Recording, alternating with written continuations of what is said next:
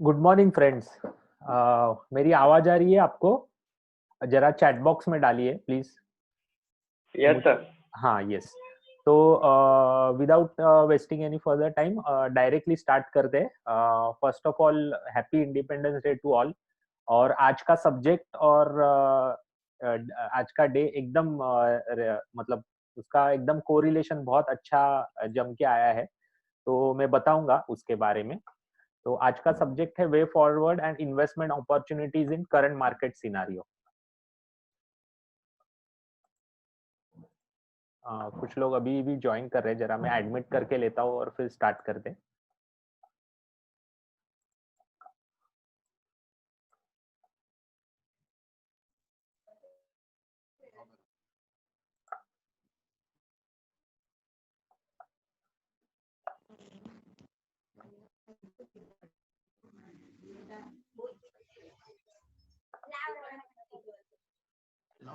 जरा सब जन उनका माइक ऑफ कर देंगे तो अच्छा रहेगा, क्योंकि मुझे किसी का आवाज आ रहा है। वन सेकंड, मैं म्यूट कर देता हूँ। हाँ, तो आज का सब्जेक्ट है investment opportunities in current market scenario. मेरा इंट्रोडक्शन दे देता हूँ। मेरा नाम है आदित्य पालो। मैं इन्वेस्टमेंट एडवाइजिंग बिजनेस में फ्रॉम पास्ट 3 इयर्स से 3.5 इयर्स से काम कर रहा हूँ। पर्सनली मैं इन्वेस्ट कर रहा हूँ 2002 से ऑन इक्विटी मार्केट्स। तो और मेरा पैशन है economics, share market and numbers. तो मुझे बहुत अच्छा लगता है शेयर मार्केट और उसके बारे में एनालाइज करना, इन्वेस्ट करना और गाइड करना लोगों को। ऑफ कोर्स करंटली मेरे 325 प्लस क्लाइंट्स है ऑल ओवर इंडिया, और most of them from Mumbai and Pune. 4 crore का असेट अंडर मैनेजमेंट में करंटली मैनेज कर रहा हूँ। और मैंने ये मतलब वेबिनार चालू किए अराउंड मई के मंथ में, और ये 11th वेबिनार है। बहुत सारे लोग आप में से अटेंड करते हैं। तो आज का सब्जेक्ट चालू करते हैं। अभी जो पीरियड से हम जा रहे हैं वो अनप्रेसिडेंटेड पीरियड है। ये सब जगह बार बार आपने सुना रहेगा कि अनप्रेसिडेंटेड अनप्रेसिडेंटेड। तो unprecedented in terms of what? तो इकोनॉमिक्स के जो भी रूल्स थे आज तक के, सब ब्रेक हो रहे हैं करंटली। वो क्यों ब्रेक हो रहे हैं? तो आप देखोगे तो मोस्ट ऑफ द मतलब दुनिया में मोस्ट ऑफ द जगह पे आप देखोगे तो इंटरेस्ट रेट, मतलब वेस्टर्न वर्ल्ड में इंटरेस्ट रेट निगेटिव है या फिर जीरो है। और निगेटिव इंटरेस्ट रेट सिनारियो में इकोनॉमिक्स कैसे चलता है, उसके बारे में कोई थियरी आज तक मतलब इकोनॉमिक्स का कोई थियरी आज तक एग्जिस्टेंस में नहीं है। तो जो भी है सबके लिए नया है। सेकेंड चीज, बहुत इंपॉर्टेंट चीज है, जीरो इंटरेस्ट रेट से सबसे बड़ा इम्पैक्ट किसके ऊपर आया है?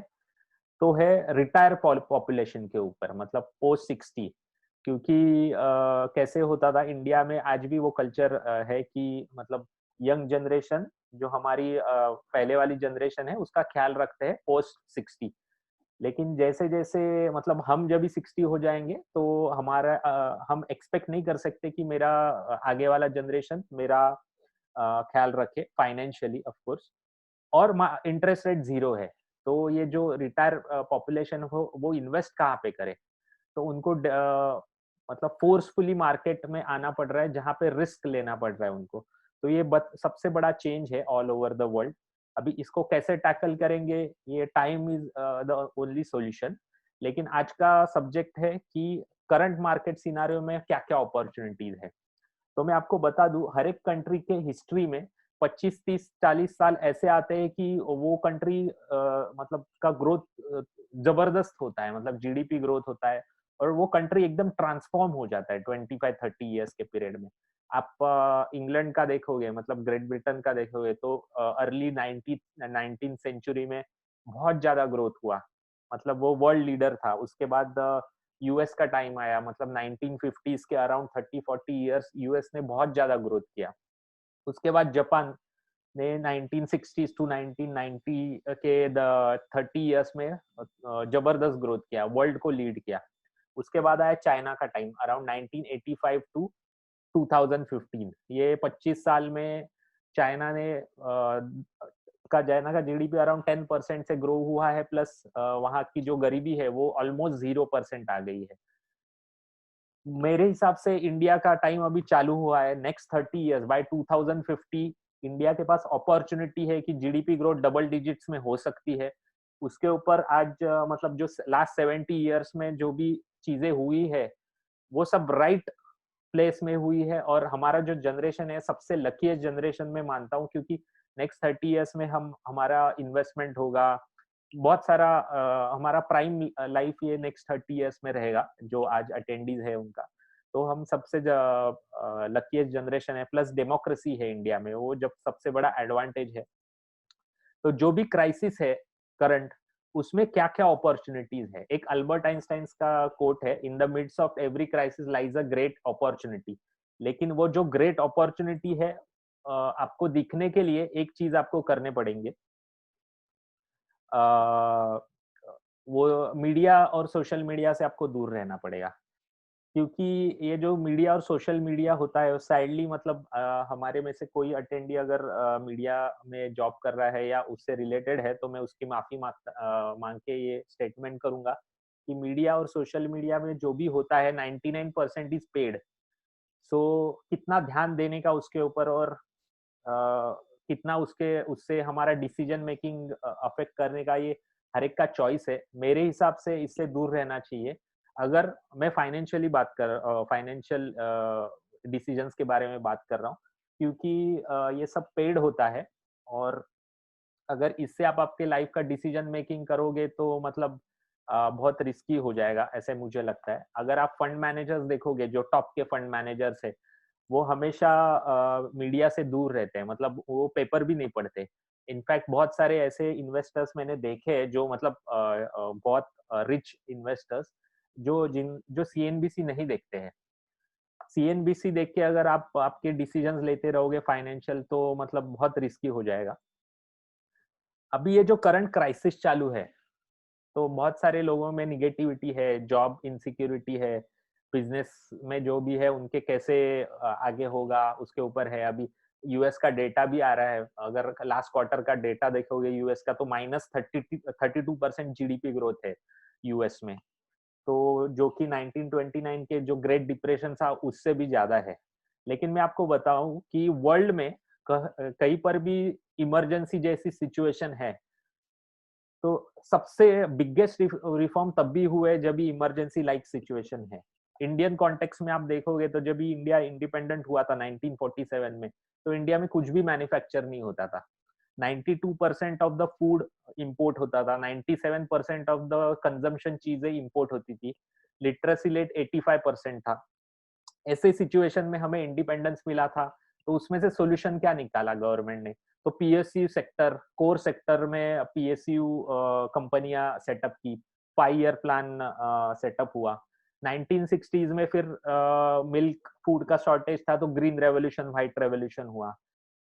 हमारे जनरेशन से एकदम रिलेटेड है 1991 का जो लिबरलाइजेशन था, मतलब हमारे अपने जनरेशन में जो सुबत्ता दिख रही है फाइनेंशियल, वो हमें थैंक्स करना चाहिए नरसिंह राव गवर्नमेंट और मनमोहन सिंह जब भी अर्थ मंत्री थे। बैलेंस ऑफ पेमेंट का जबरदस्त क्राइसिस था, मतलब इंडिया के पास 2 हफ्ते का पेट्रोल इंपोर्ट करने जितना ही पैसा डॉलर्स बचे थे। लेकिन आज आप देखोगे तो करंट सिनारियो में अपना जो फॉरेन एक्सचेंज रिजर्व्स है वो 500 बिलियन डॉलर से ज्यादा है, जो कि हाईएस्ट है। उसको हमें थैंक्स देना चाहिए लिबरलाइजेशन को। बाद में सिक्योरिटी स्कैम हुआ, हर्षद मेहता का नाम सब जानते होंगे। तो उसके वजह से क्या हुआ, नेशनल स्टॉक एक्सचेंज सेबी का फॉर्मेशन हुआ। उसके वजह से आज हम सब stock market, mutual fund industry इतना ग्रो हुआ है, इन्वेस्टमेंट कर सक रहे हैं। वो टाइम पे फिजिकली शेयर्स ट्रेड होते थे, तो बहुत कम पॉपुलेशन उसका फायदा उठा पाता था। लेकिन ये सिक्योरिटी स्कैम जैसे ही हुआ, तो इलेक्ट्रॉनिक वे में सब डिमेटेरियलाइजेशन और इन्वेस्टमेंट होना चालू हो गया। कोल 2G स्कैम, एक्चुअली मैं मानता नहीं हूँ ये कोल और 2G स्कैम को इतना, लेकिन उसके अराउंड जो मीडिया कवरेज बना, उसके वजह से जो नेचुरल रिसोर्सेस ऑक्शनिंग होना चालू हुआ, उसके वजह से इंडियन गवर्नमेंट को बहुत ज्यादा फायदा हुआ। उसके बाद इन्फ्लेशन था, तो आरबीआई ने अभी इन्फ्लेशन टारगेट करना चालू किया है बिटवीन 4 to 6%। इसका बहुत बड़ा इम्पैक्ट, पॉजिटिव इम्पैक्ट इकोनॉमी पे आया है। वो कैसे आया है वो आज का सब्जेक्ट नहीं है, लेकिन इन्फ्लेशन जो टारगेट करती है आरबीआई 4 to 6 के बीच में, जो नया अप्रोच है आरबीआई का, वो बहुत बड़ा इकोनॉमी को फायदा कर रहा है। उसके बाद weak asset quality of banks, ये लास्ट 6-7 साल में होना चालू हो गया, तो आईबीसी मतलब बैंक्रप्सी कोड आया। तो पॉइंट ये है कि जब भी इमरजेंसी लाइक सिचुएशन आएगा, बिगेस्ट रिफॉर्म्स आएंगे। तो नेक्स्ट बिग आइडिया क्या है? तो digitalisation and strong balance sheet जो कंपनी का होगा, ये दो थीम पे पूरा मार्केट और इकोनॉमी चलने वाला है आगे नेक्स्ट 10 साल में, ऐसा मेरा ओपिनियन है। डिजिटलाइजेशन आप देखोगे तो लास्ट 3 मंथ्स आपके लाइफ के आप देखोगे, मतलब रिवर्ट बैक करके, और जो करंट सिनारियो चालू है जिसमें डिजिटलाइजेशन का डेलिबरेटली हमें यूज करना पड़ा, मतलब जो कोविड लाइक सिचुएशन है उसके वजह से बहुत ऐसी सारी चीजें, मतलब सिंपल चीज है कि मुझे ग्रोसरी लेना है तो मैं शायद डीमार्ट से मंगाता था या अमेज़न से मंगाता था, या फिर मेरे बाजू के स्टोर में जाके फिजिकली जाके खरीद सकता था। लेकिन आज हम व्हाट्सएप पे मेरे बाजू के स्टोर को, किराना स्टोर को ऑर्डर दे रहे हैं और वो डिलीवरी लाके दे रहा है। तो उसने भी डिजिटलाइजेशन एडॉप्ट किया है, मतलब पूरा सप्लाई चेन डिजिटलाइज हुआ है, पूरा बैंकिंग डिजिटलाइज हुआ है। तो ये डिजिटलाइजेशन जो भी एडॉप्ट करेगा ना, मतलब एज ए इंडिविजुअल और एज ए कॉर्पोरेट, वो नेक्स्ट जो वेव है, मतलब नेक्स्ट ग्रोथ का वेव है, उसको सबसे उसका बेनिफिट उसको ज्यादा होने वाला है। और strong balance sheet individually and corporate wise, जिसके जो भी डेट फ्री होगा ना, वो नेक्स्ट जो 10 साल है उसमें रूल करेगा। तो इंडिविजुअली हमें देखना है कि मैं डेट फ्री कैसा रहूं, लोन फ्री कैसा रहूं। तो ये नेक्स्ट बिग आइडिया है। तो अभी हमें कहाँ इन्वेस्ट करना चाहिए, जो आज का टॉपिक है, कौन से सेक्टर में या कौन से शेयर्स में इन्वेस्ट करना चाहिए या कौन से म्यूचुअल फंड में इन्वेस्ट करना चाहिए, उसके पहले एक स्लाइड में दिखाना चाहता हूँ। ये रिपीट स्लाइड है, मेरा एक वेबिनार था असेट एलोकेशन के ऊपर, उसमें मैंने ये दिखाया था कि आगे जाके अगर 10 साल में आपको अच्छा इन्वेस्टमेंट से रिटर्न्स पाना है, तो ये इटर्नल प्रिंसिपल्स ऑफ इन्वेस्टिंग हमेशा याद रखना। वन सेक।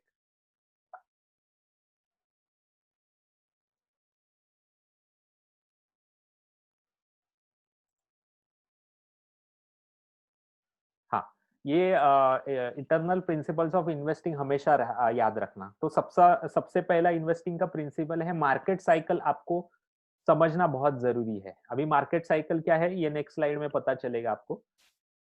आपने मार्केट साइकिल आइडेंटिफाई किया, तो कौन से असेट क्लास में इन्वेस्ट करना चाहिए, कौन से वे में इन्वेस्ट करना चाहिए, वो आपको समझना पड़ेगा।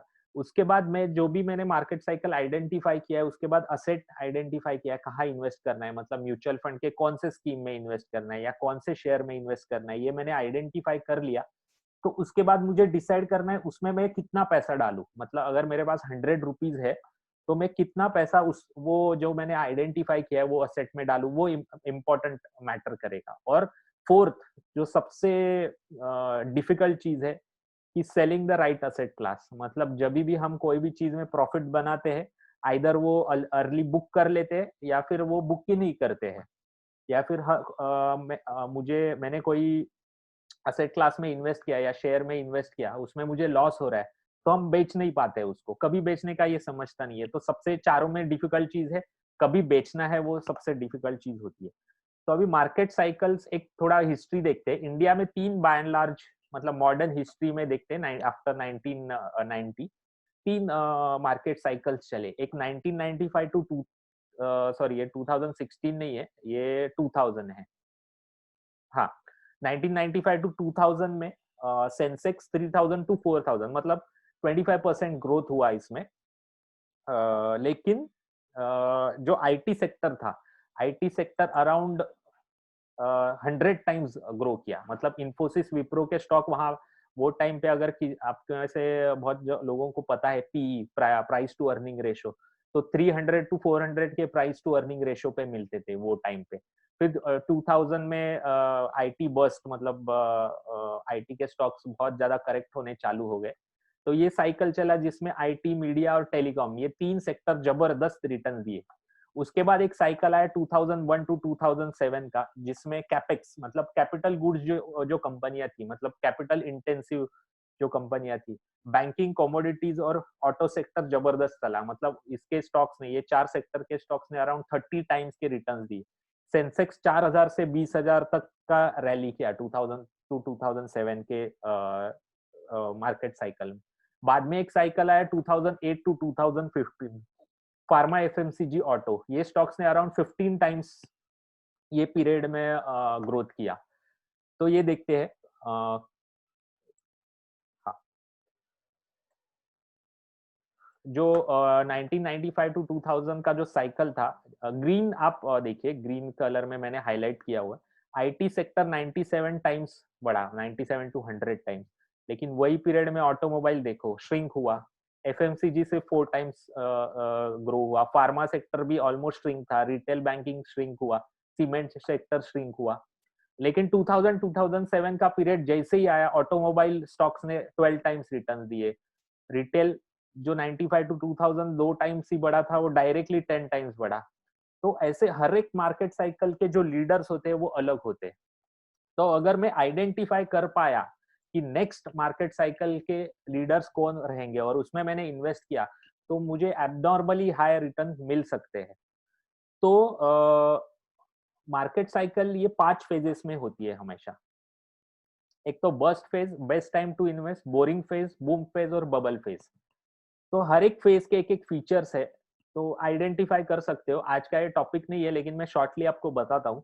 बर्स्ट फेज मतलब ऐसा फेज जो फेज में वो स्टॉक में या वो एसेट क्लास में कोई कोई इन्वेस्ट नहीं करना चाहता। जैसे कि 2016, 17, 18, ये 3 साल में फार्मा सेक्टर में कोई इन्वेस्ट नहीं करना चाहता था। 2007-8 में फार्मा सेक्टर का जो मार्केट कैप था, वो इतना कम था, पूरे इंडिया का जो फार्मा सेक्टर का मार्केट कैप था, वो इंफ्रास्ट्रक्चर की एक ही कंपनी, मतलब डीएलएफ के मार्केट कैप जितना था, मतलब इतना कोई इन्वेस्ट नहीं करना चाहता था फार्मा सेक्टर में। लेकिन जभी भी ये 3 फेजेस में कोई स्टॉक या एसेट क्लास रहता है, उसमें आप इन्वेस्ट करोगे, तो आपको बहुत एब्नॉर्मल रिटर्न्स मिलते हैं। जैसे कि 2006-7 में जब भी फार्मा सेक्टर में कोई इन्वेस्ट नहीं करना चाहता था, वो टाइम पे अगर आप फार्मा में इन्वेस्ट करते, तो यहाँ पे आप देख सकते हो, नेक्स्ट 5-7 साल में आपको 15 टाइम्स रिटर्न्स मिले। सेम वे अगर 16, 17, 18 में आप फार्मा सेक्टर में आप इन्वेस्ट करते, तो आपको अराउंड 60-70% रिटर्न्स आज मिल जाते थे। तो फर्स्ट 3 फेजेस में जब भी कोई भी स्टॉक या एसेट क्लास रहता है, उसमें इन्वेस्ट करना चाहिए। आपको एब्नॉर्मल रिटर्न्स और मार्जिन ऑफ सेफ्टी आपके साथ रहेगा। और बूम और बबल फेज में कभी कोई एसेट क्लास में इन्वेस्ट नहीं करना चाहिए। जैसे कि गोल्ड, गोल्ड आप देखोगे तो बूम या बबल फेज में है करंटली। तो मैं कॉन्फिडेंटली आपको बोल सकता हूँ कि नेक्स्ट 2-3 साल में इसमें उसमें ज्यादा रिटर्न्स नहीं बनने वाले। बूम और बबल फेज का और एक एग्जांपल है, मतलब 2011 टू 2013 में real estate sector in Mumbai and Pune, जिन्होंने भी घर अपने घर पुणे और मुंबई में 2011 टू 2013 में लिए हैं, उनको अगर आप वो बेचने जाएंगे तो उनको कुछ भी रिटर्न्स नहीं आए, और अगर बेचने जाएंगे तो मेरे हिसाब से तो लॉस ही हो जाएगा। तो ये मार्केट साइकिल आइडेंटिफाई करना इम्पोर्टेंट है कि कौन से ऐसे एसेट क्लास है जो बर्स्ट या बेस्ट टाइम टू इन्वेस्ट या बोरिंग, मतलब अर्ली इन्वेस्टमेंट साइकिल में है। ये एग्जांपल है, अगर 2016, 17, 18 में एक फंड है ICICI pharma health care and diagnostic fund, उसमें अगर आप इन्वेस्ट करते तो आपके आज के रिटर्न 42% होते। एक आदित्य बिरला का फार्मा एंड डायग्नोस्टिक फंड है, उसमें अगर 2018-19 में आप इन्वेस्ट करते तो 64% रिटर्न मिलते। जैसे मैंने आपको बोला, अगर आप मार्केट साइकिल आइडेंटिफाई कर ली और आपने इन्वेस्ट कर लिया, तो you will get abnormally high returns, और आपका ओवरऑल पोर्टफोलियो रिटर्न्स इंक्रीज होंगे विथ रिड्यूस रिस्क। तो हमें चैलेंज है कि नेक्स्ट कौन से सेक्टर्स है जिसमें मैं इन्वेस्ट करूं। तो आज मैंने 3 सेक्टर्स आइडेंटिफाई किए हैं, जिसमें आप अगर इन्वेस्ट करते हो तो नेक्स्ट 3 से 5 साल में आपको एबनॉर्मली हाई रिटर्न्स विदाउट मतलब मिनिमल रिस्क में मिल सकते। तो सबसे पहला सेक्टर है इंफ्रास्ट्रक्चर स्टोरी। उसके आगे जाने से पहले मैं आपको बताना चाहता हूँ कि इकोनॉमी के 3 पिलर्स होते हैं, मतलब इकोनॉमी चलता है, मतलब जीडीपी ग्रोथ आता है कोई भी कंट्री में, तो 3 चीजों से आता है, इंडिविजुअल स्पेंडिंग, कॉर्पोरेट स्पेंडिंग या फिर गवर्नमेंट स्पेंडिंग।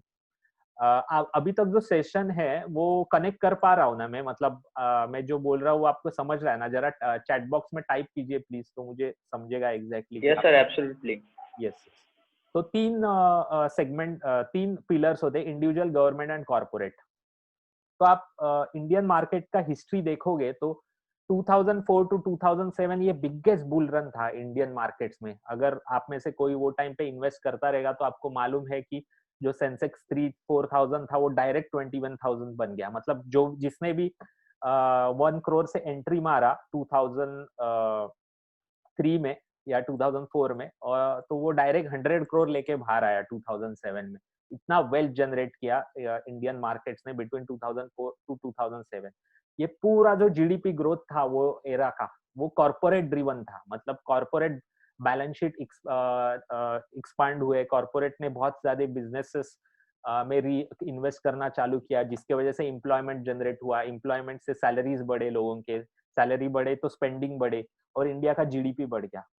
उसके बाद जो बुल रन था 2012 टू 2018 में, वो इंडिविजुअल ड्रिवन था। मतलब आप देखोगे आपके लाइफ, मतलब हमारे जो जनरेशन है वो एकदम उसको याद होगा 2010-11 में अगर किसी को मोबाइल खरीदना है तो कौन सा मोबाइल खरीदते थे और कैसे खरीदते थे। मतलब 3,000-4,000 रुपीज का हम खरीदते थे, 6-7 महीना सैलरी में से थोड़ा थोड़ा सेव करके फिर डायरेक्ट जाके कैश में लेते थे मोबाइल 2010 में वगैरह। लेकिन आज आप देखते रहोगे तो एवरी 6 मंथ या एवरी 1 ईयर हम नया मोबाइल लेते हैं विद बजाज फाइनेंस कार्ड। तो जो इंडिविजुअल सेविंग्स और क्रेडिट ग्रोथ आया ना ये 6 साल के पीरियड में, उसके वजह से इंडिया का जीडीपी ड्राइव हुआ। लेकिन करंट सिचुएशन में आप देखते हो तो इंडिविजुअल्स के पास पैसा नहीं है, कॉर्पोरेट्स के पास भी पैसा नहीं है। ना कॉर्पोरेट स्पेंड कर रहे, ना इंडिविजुअल स्पेंड कर रहे।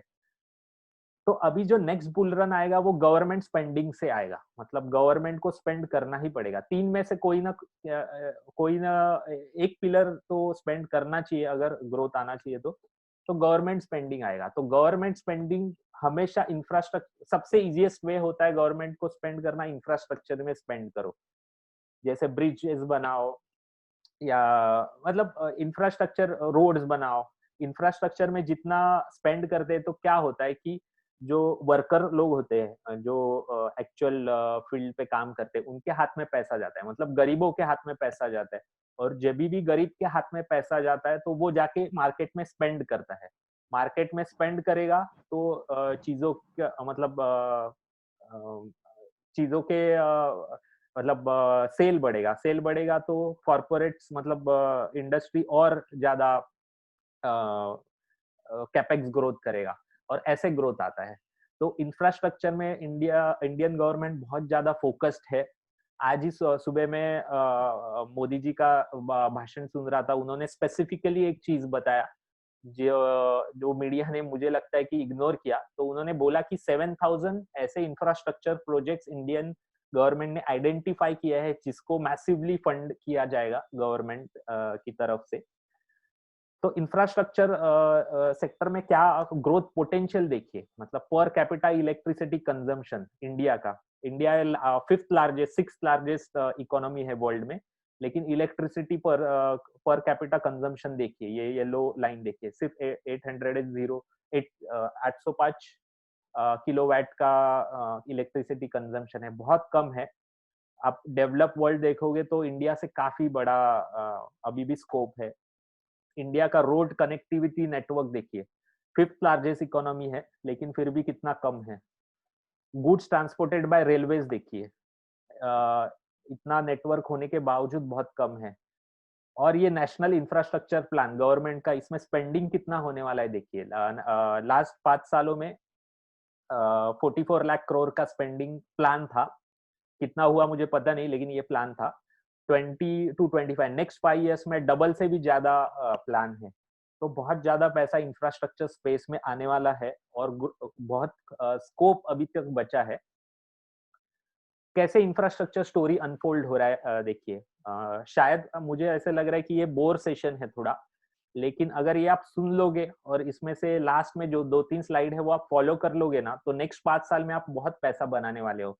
तो आप पेशेंटली सुनिए, 1 घंटे में ये खत्म करूंगा मैं, मतलब 12 बजे एग्जैक्टली मैं खत्म करूंगा। 15 मिनट्स का आपको क्वेश्चन एंड आंसर सेशन रहेगा।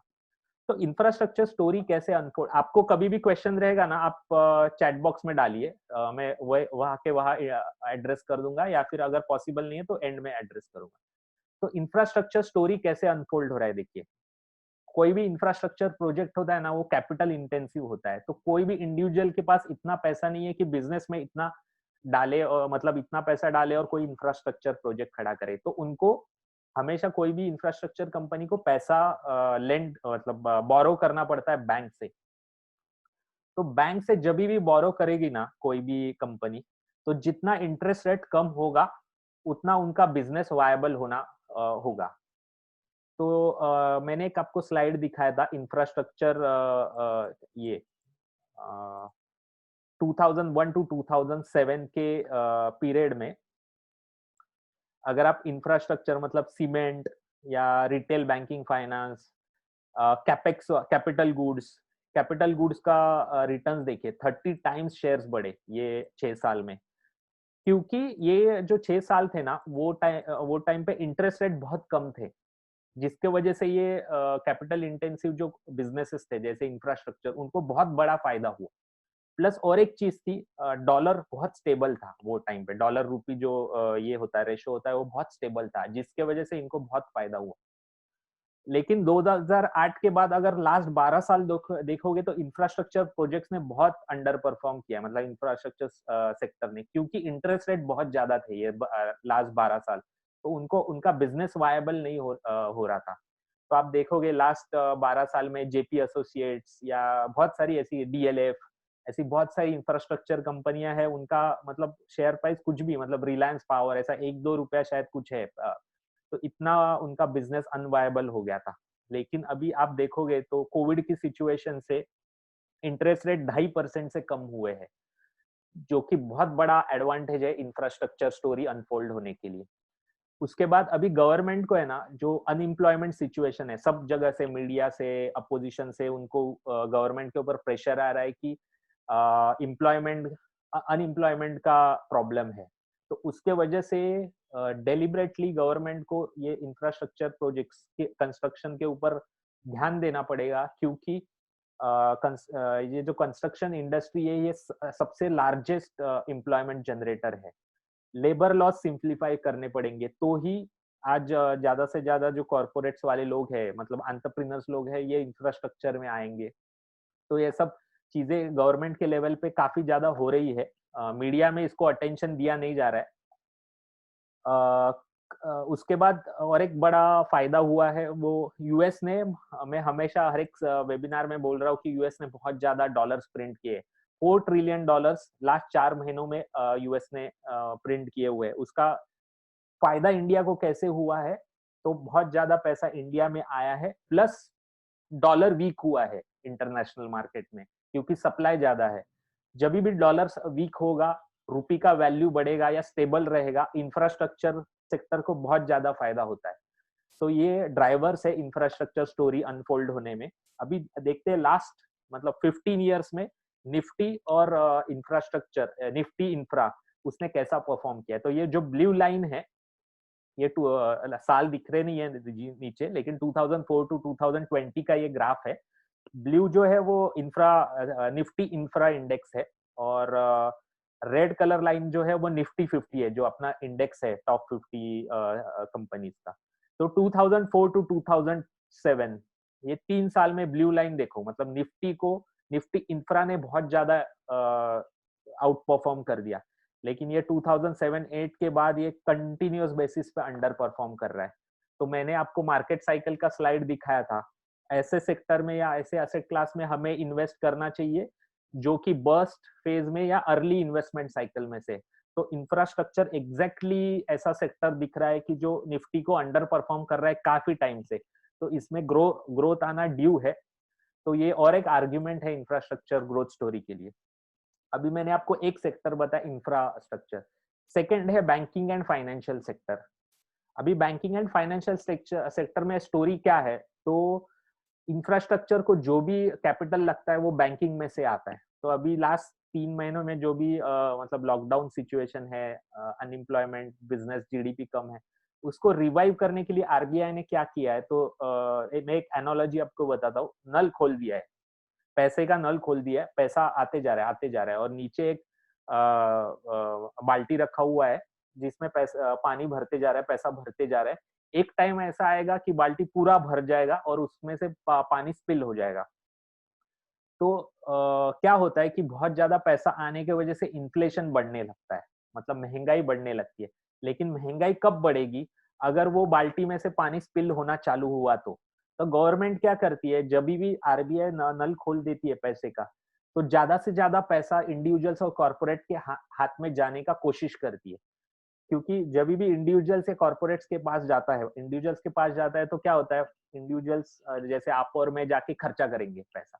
खर्चा करेंगे तो चीज़ों के सेल बढ़ेगा, सेल बढ़ेगी तो मैन्युफैक्चरिंग ज़्यादा करना पड़ेगा, मैन्युफैक्चरिंग ज़्यादा करना पड़ेगा तो एम्प्लॉयमेंट बढ़ेगा। ऐसे साइकिल रिवाइव होता है। और कॉर्पोरेट्स में के हाथ में जभी भी पैसा जाएगा तो वो क्या करेगी कि नया प्लांट डालेगी, सेल बढ़ाने की कोशिश करेगी, एम्प्लॉइज को हायर करेगी, तो मार्केट साइकिल रिवाइव होता है।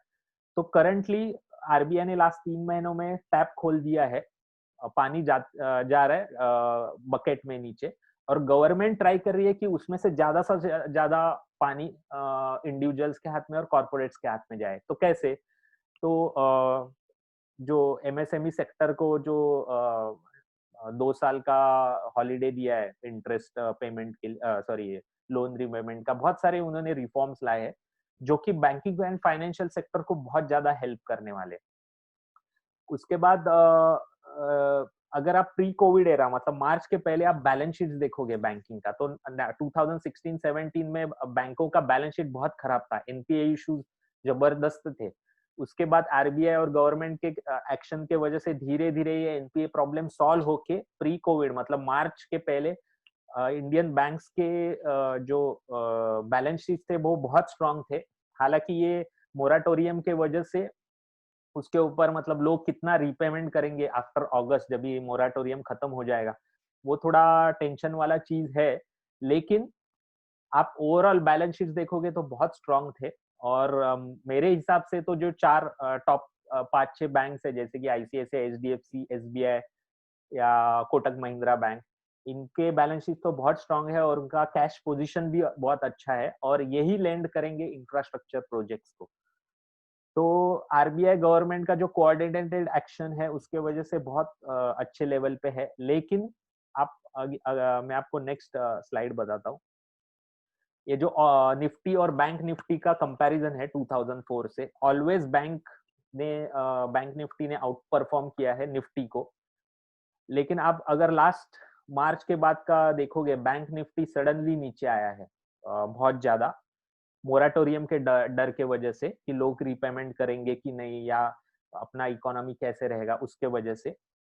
तो इसका थोड़ा हिस्ट्री देखते हैं। जभी भी क्राइसिस सिचुएशन आता है ना कोई भी, तो बैंक निफ्टी मतलब ग्रीन लाइन है ना, नीचे के तरफ देखिए, हमेशा अंडर परफॉर्म करता है। रेड लाइन जो है वो निफ्टी है, ग्रीन लाइन जो है वो बैंक निफ्टी है। तो बैंक निफ्टी निगेटिव साइड पे हमेशा आउट अंडर परफॉर्म करता है हेडलाइन निफ्टी को। लेकिन जब भी अच्छा टाइम आता है तो बैंक निफ्टी देखो हमेशा आउट परफॉर्म करता है। अभी ये P1 मतलब कौन सा है, ग्लोबल फाइनेंशियल क्राइसिस वाला एरा, मतलब 2008 2009 में बैंक निफ्टी -61% था, लेकिन निफ्टी -53 था। लेकिन जब भी अच्छा टाइम आया P2 मतलब 2000 पोस्ट रिकवरी टाइम, तो बैंक निफ्टी ने 130% रिटर्न्स दिए, निफ्टी 72% रिटर्न्स। तो हमेशा जब भी क्राइसिस होता है ना, तो बैंकिंग सेक्टर में आपको इन्वेस्ट करना चाहिए। अभी रिटर्न्स देखते हैं, for last 20 years bank Nifty ने 23% के रिटर्न दिए, निफ्टी ने 14% के रिटर्न दिए। तो अभी मैं आपको लास्ट पॉइंट बताना चाहता हूँ कि अगर मैं जो आप जैसे मैंने सेशन स्टार्ट किया, नेक्स्ट 25 इयर्स ये इंडिया के है। अगर next 25 years India as a country बहुत अच्छा ग्रोथ कर पाता है, या इंडिया एज अ कंट्री रहता है, तो banking sector will be the biggest beneficiary. तो आपको ये सेक्टर को इग्नोर नहीं करना चाहिए, और इसमें अपॉर्चुनिटी पैदा हुआ है, क्योंकि सिचुएशन थोड़ा ये है, ये कोविड के वजह से ब्लीक है, उसके वजह से अपॉर्चुनिटी ये हुआ है। तो बैंकिंग को आपको इग्नोर नहीं करना चाहिए, बैंकिंग एंड फाइनेंशियल। अभी थर्ड थीम में और लास्ट थीम में बताता हूँ, वो है डिविडेंड थीम। अभी जो जिनको मालूम नहीं है कैसे वर्क करता है, तो मैं थोड़ा सा इजी लैंग्वेज में बताता हूँ। कोई भी बिजनेस होता है, कोई भी कंपनी होती है, वो उसका चीजें बेचती है या सर्विसेज बेचती है और कैश फ्लो लाती है। तो जो भी कैश फ्लो होता है उसमें से ऑपरेटिंग कैश फ्लो होता है, उसमें से खर्चा निकाल देती है खुद का। जो बचता है वो तीन चीजों के लिए यूज होता है। एक तो कैपेक्स। कैपेक्स मतलब अगर समझो आईटीसी है, आईटीसी को नया प्लांट लगाना है, तो नया प्लांट लगाने के लिए जो पैसा चाहिए वो आइदर लोन में से लेगी या फिर खुद के बैलेंस शीट कैश फ्लो में से लेगी, तो उसको कैपेक्स बोलते हैं। तो जो पैसा बचता है उसमें एक कैपेक्स ग्रोथ के लिए यूज होता है। दूसरा होता है लोन रिपेमेंट के लिए, मतलब अगर मेरे पास एक्स्ट्रा कैश आया मेरे बिजनेस में से और मेरे ऊपर थोड़ा लोन है, तो मैं लोन प्रीपे करूंगा, उसके लिए यूज होता है। और थर्ड जो बचता है कैश लोन और कैपेक्स ग्रोथ को यूज करके, वो डिविडेंड, मतलब जो इन्वेस्टर है उनको डिविडेंड दिया जाता है। तो ऐसे तीन चीजों में डिस्ट्रीब्यूट होता है। तो ये थीम क्या है, डिविडेंड थीम। जब भी चैलेंजिंग एनवायरनमेंट आएगा ना कंपनीज को, तो companies with high cash flow, मतलब जिनके पास ज्यादा कैश फ्लो आता है और जिनके ऊपर लो डेट है, मतलब ये वापस ये देखिए, पिक्चर देखिए। अगर मेरे ऊपर लोन नहीं है और मेरा कैश फ्लो ज्यादा है, तो मैं क्या कर सकता हूँ, ज्यादा ग्रोथ कर सकता हूँ, ग्रोथ पे पैसा डाल सकता हूँ या डिविडेंड दे सकता हूँ। तो जब भी चैलेंजिंग एनवायरनमेंट आएगी ना, तो जिसके पास कैश फ्लो ज्यादा है और डेट कम है, वो कंपनियां ज्यादा डिविडेंड दे सकती है या कैपेक्स ग्रोथ कर सकती है। तो करंटली चैलेंजिंग एनवायरनमेंट है, तो मुझे आइडेंटिफाई करना है ऐसी कंपनी जिनका कैश फ्लो ज्यादा है, जैसे कि इन्फोसिस Sir, है। can you repeat, please? हाँ, अ, अ, वापिस में इजी लैंग्वेज में बताता हूँ। कोई भी बिजनेस होता है, वो अपना सर्विसेज और या प्रोडक्ट्स बेचती है और कैश फ्लो लाती है, उसको ऑपरेटिंग कैश फ्लो बोलते हैं। कैश फ्लो में से उसका जो खर्चा होता है वो निकाल देती है, और जो पैसा बचता है वो तीन चीजों के ऊपर यूज होता है। आइदर वो कंपनी को ग्रोथ करना रहेगा, मतलब नया प्लांट डालना है या नया शॉप डालना है, तो उसको बोलते हैं कैपेक्स ग्रोथ, तो उसके लिए यूज करेगी जो पैसा बचता है। या फिर उनका जो लोन है उनके ऊपर, अगर लोन है तो वो रिपे करने के लिए यूज करेगी। या फिर डिविडेंड देने के लिए, मतलब जो इन्वेस्टर्स है उनको प्रॉफिट देने के लिए, मतलब डिविडेंड देने के लिए यूज करोगी। ये तीन चीजों के लिए कैश फ्लो यूज होता है। तो अगर कोई भी कंपनी के ऊपर लोन नहीं है, डेट फ्री कंपनी है, तो उसके पास जो पैसा बचता है, ज्यादा पैसा बचेगा, तो वो आइदर ग्रोथ के लिए यूज करेगा, कैपेक्स ग्रोथ के लिए, या फिर डिविडेंड ज्यादा दे पाएगा। जैसे कि इन्फोसिस का आप एग्जांपल लीजिए। इनको इन्फोसिस ये डेट फ्री कंपनी है, 40,000 करोड़, मेरे हिसाब से 40,000 करोड़ उनके बैलेंस शीट में कैश पड़ा हुआ है। तो वो क्या करेगी, नए बिजनेस में वेंचर करेगी या नया कंपनी खरीदेगी, किसी बिजनेस को एक्वायर कर लेगी। अगर उनको लगता है कि कोई अपॉर्चुनिटी नहीं है नया बिजनेस करने की, तो वो क्या कर देंगे, डिविडेंड ज्यादा दे देंगे। तो इन्फोसिस ये बेस्ट कैंडिडेट है हाई डिविडेंड पेइंग स्टॉक्स में। आईटीसी देखिए या एचएलएल देखिए, ये सब जो कंपनियां है हाई डिविडेंड पेइंग कंपनियां हैं। तो सेकंड पॉइंट है कि कैश फ्लो होता है ना, वो कभी मैनिपुलेट नहीं कर सकती है कोई भी कंपनी। बाकी सब चीजें मैनिपुलेट हो सकती है, लेकिन कैश फ्लो मैनिपुलेट नहीं हो सकता है। तो ऐसी कंपनियां, high cash flow company identify करना बहुत इजी होता है। जितना ज्यादा डिविडेंड देती है ना कंपनी, उतना वो स्टॉक प्राइस में मार्जिन ऑफ सेफ्टी होता है, क्योंकि जब भी मार्केट नीचे आता है शार्पली, जैसे मार्च के महीने में आया, तो जो हाई डिविडेंड पेइंग स्टॉक्स होते हैं वो कम नीचे आते हैं, कम करेक्ट होते हैं। जितना हाई ऑपरेटिंग कैश फ्लो होगा उतना ग्रोथ ज्यादा। जैसे मैंने इसमें बताया कि अगर ऑपरेटिंग कैश फ्लो ज्यादा, तो वो कंपनी ज्यादा डिविडेंड दे सकती है, ज्यादा कैपेक्स ग्रोथ, मतलब नया प्लान डाल सकती है, नया शॉप डाल सकती है, ऐसा नया बिजनेस एक्वायर कर सकती है। और जितना डेट कम उतना स्टेबल बिजनेस। तो ये डिविडेंड थीम है, इसने कैसे परफॉर्म किया है देखो। ये पहला वाला ये देखिए 2008 टू 2009। ऑरेंज कलर लाइन मतलब निफ्टी डिविडेंड अपॉर्चुनिटी इंडेक्स है वो, और ब्लू कलर लाइन मतलब निफ्टी 50 इंडेक्स। तो ये स्टार्टिंग में देखिए 2008 टू 2009 एरा में जब भी मार्केट शार्पली नीचे आ रहा था, तो निफ्टी और Nifty and Nifty dividend opportunity index एक साथ चल रहे थे। लेकिन जैसे ही रिकवरी आना चालू हो गया, Nifty dividend opportunity index index ने आउट परफॉर्म किया और कंटिन्यू बेसिस पे ये आउट परफॉर्म कर रहा है। स्लाइटली एक 2016 में थोड़ा मार्केट कंडीशन निगेटिव था चाइना स्लोडाउन की वजह से, तो एक साथ वापस वो कन्वर्ज हुए थे। अभी देखिए ये लास्ट 3 महीने में ये दोनों इंडेक्सेस कन्वर्ज हुए हैं, लेकिन जैसा सिचुएशन अच्छा होते जाएगा वैसा ये ऑरेंज लाइन वापस आउट परफॉर्म करने की शक्यता ज्यादा है। तो ये 3 थीम्स है इन्वेस्ट करने के लिए। एक मैंने इंफ्रास्ट्रक्चर आपको बोला, दूसरा बैंकिंग बोला और डिविडेंड अपॉर्चुनिटी। ये 3 सेक्टर्स में आपको इन्वेस्ट करना चाहिए।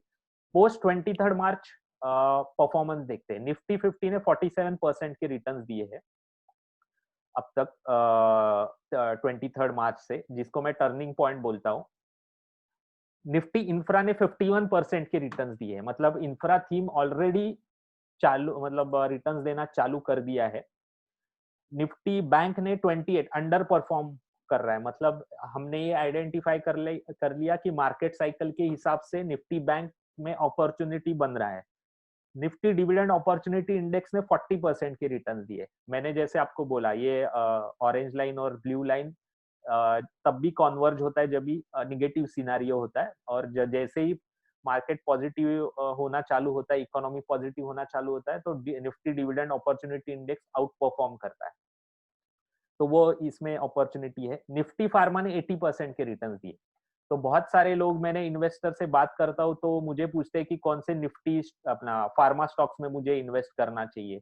लेकिन मैं आपको बता दूं क्या कि आज अगर फार्मा में आप इन्वेस्ट करने जाओगे तो आपको रिटर्न्स मिलेंगे नेक्स्ट 1-2 साल में, लेकिन वो सब जो बचे हुए रिटर्न्स है ना, वो मिलेंगे आपको। रियल आपको रिटर्न्स फार्मा सेक्टर में चाहिए तो 2016, 17, 18 में आपने इन्वेस्ट करना चाहिए था। अभी जो फार्मा का बस है ना, वो ऑलरेडी निकल चुका है और डेस्टिनेशन से थोड़ा ये 20% ही पीछे है। तो आपको लास्ट के जो बचे हुए 20% रिटर्न्स आपको मिल सकते हैं शायद। लेकिन अगर आप इंफ्रा, बैंक और डिविडेंड अपॉर्चुनिटी में आप इन्वेस्ट करोगे ना, तो पूरा आपको नेक्स्ट 5 साल में एबनॉर्मल रिटर्न्स मिलने की शक्यता ज्यादा है। तो मैंने आपको एक स्लाइड दिखाया था, वापस एक बार मैं लेके जाता हूँ, नए काफी लोग हैं तो इनके लिए। अगर आपको इन्वेस्टमेंट में सक्सेसफुल होना है ना, तो 4 चीजें, ये प्रिंसिपल्स है। Understanding the market cycle. तो अभी के प्रेजेंटेशन में हमने ये देखा मार्केट साइकिल के हिसाब से इंफ्रा में, डिविडेंड में और बैंकिंग में मुझे बेस्ट चांस है रिटर्न्स पाने का। तो अभी मुझे बाइंग राइट असेट क्लास, मतलब मैं इंफ्रा में इन्वेस्ट करूं मतलब कहाँ इन्वेस्ट करूं, बैंकिंग में, फाइनेंशियल में इन्वेस्ट करूं मतलब कहाँ इन्वेस्ट करूं, और डिविडेंड अपॉर्चुनिटी में इन्वेस्ट करूं तो कहाँ इन्वेस्ट करूं। तो मेरा ऐसा ओपिनियन है, इंडिविजुअल लेवल पे आपको डायरेक्टली कोई भी स्टॉक में इन्वेस्ट नहीं करना चाहिए। अब ये थोड़ा बोल्ड स्टेटमेंट है, इसका मैं आज एक्सप्लेनेशन देना नहीं चाहता हूँ, लेकिन ये लार्जर ऑडियंस है, अराउंड 30 लोग हैं, तो सबके बेनिफिट के हिसाब से मैं आपको बोल रहा हूँ कि आपको म्यूचुअल फंड में ही इन्वेस्ट करना चाहिए, डायरेक्टली स्टॉक में इन्वेस्ट नहीं करना चाहिए इंडिविजुअल लेवल पे। हर एक वाई सर? एक्चुअली आज ये सब्जेक्ट नहीं है, लेकिन ऑडियंस ज्यादा है, हर एक में एबिलिटी नहीं होता है स्टॉक पिक करने का, या टाइम नहीं होता है, या समझो मैंने आइडेंटिफाई कर लिया कि इंफ्रास्ट्रक्चर में मुझे फॉर एग्जांपल डीएलएफ में इन्वेस्ट करना है। ये मतलब एग्जांपल दे रहा हूँ, ये ऐसा कोई सजेशन वगैरह नहीं है ना, मैं ट्रैक करता हूँ डीएलएफ को। डीएलएफ को इन्वेस्ट करना चाहिए, तो मैं इन्वेस्ट कितना करूँ डीएलएफ में, कोई भी नहीं बता सकता है। मतलब कितना percent of the money invest करना चाहिए एज ए इंडिविजुअल, मेरे पास कोई मैकेनिज्म नहीं है कि मैंने स्टॉक तो आइडेंटिफाई कर लिया, लेकिन उसमें पैसा कितना डालना चाहिए।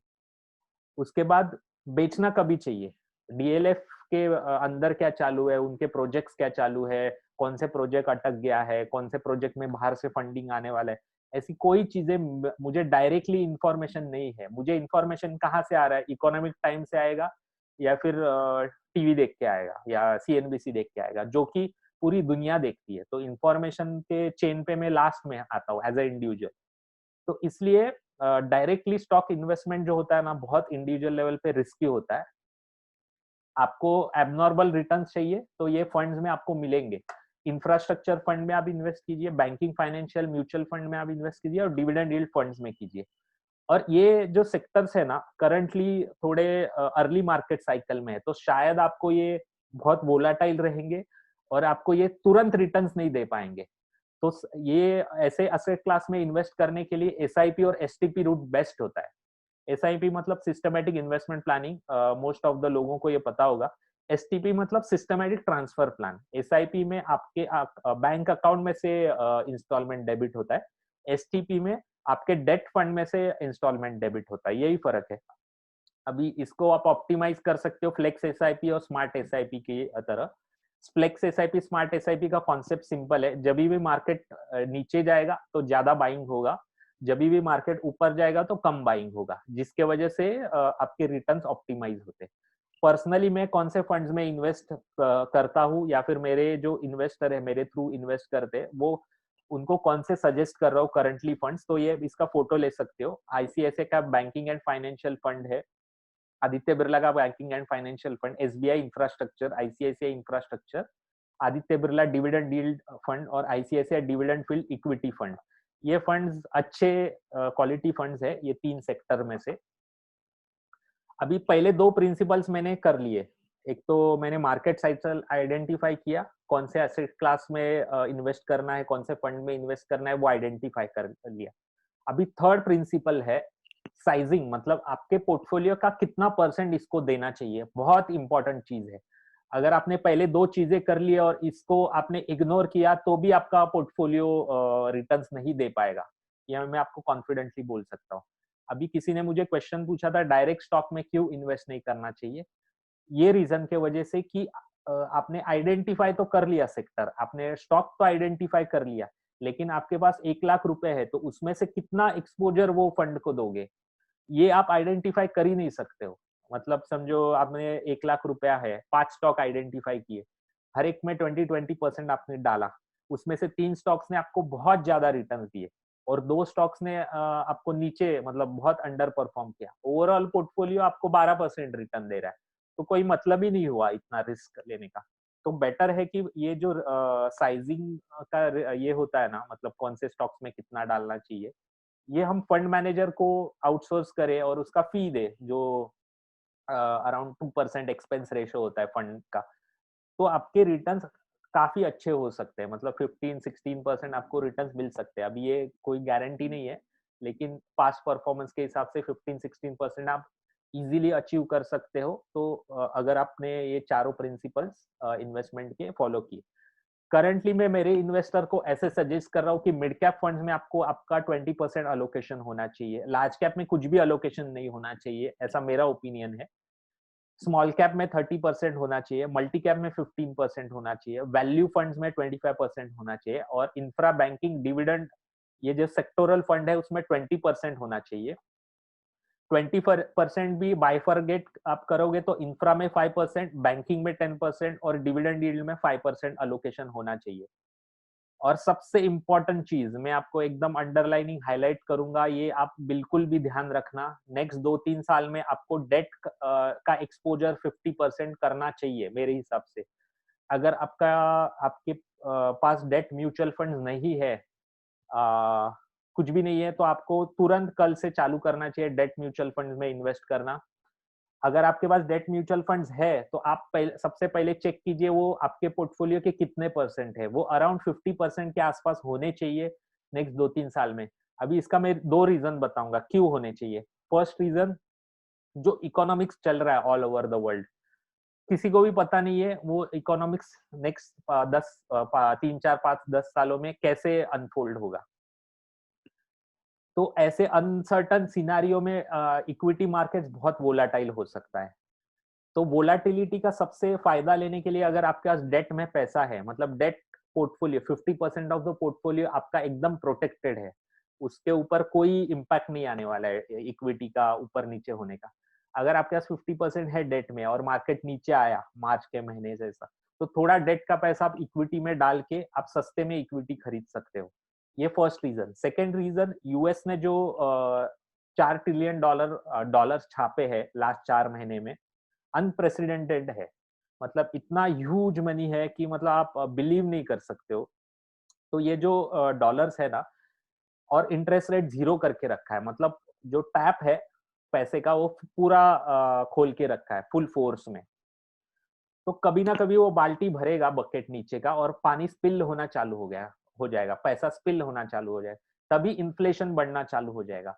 और जब भी इन्फ्लेशन बढ़ेगा, वहां की सेंट्रल बैंक वो पैसा वापस लेगी, और वो वापस लेगी तो इंडियन मार्केट जैसे इमर्जिंग मार्केट है, यहाँ से पैसा वापस यूएस में जाएगा, बाहर जाएगा, और इंडियन मार्केट आपको अपॉर्चुनिटी देगा, मतलब क्रैश हो जाएगा और आपको अपॉर्चुनिटी मिलेगा एंट्री मारने का।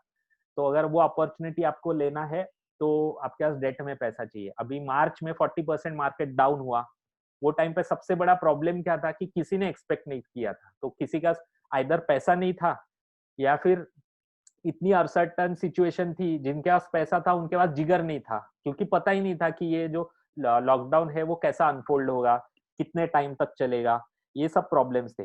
तो मैं आपको आज ही बता रहा हूँ, अगर आपके पास डेट में पैसा नहीं है तो 50% ऑफ द पोर्टफोलियो डेट में अलोकेट कर दीजिए। बाकी का जो 50% है उसको ये परसेंटेज में आप कर सकते हो। मेरे ओपिनियन के वजह हिसाब से मैं पर्सनली ऐसे कर रहा हूँ, और मेरे जो इन्वेस्टर है उनका भी ऐसे मैंने रीशफलिंग करना चालू कर दिया है। आज के वेबिनार का सेकंड लास्ट स्लाइड समरी क्या है?